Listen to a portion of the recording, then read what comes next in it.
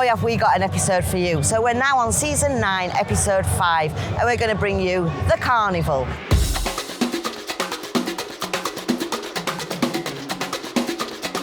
This is great. I mean, look at it. On camera, you must realise the size of it.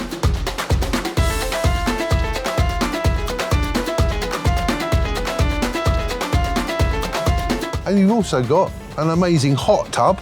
So in the evenings, in winter or summer, you can actually luxuriate in that with a glass of wine.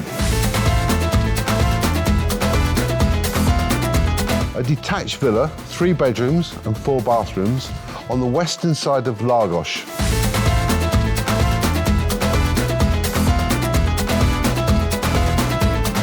And you've got great views, double patio doors that look out over to the communal pool. This pool of the condominium is about 25 metres long by about 5 metres wide.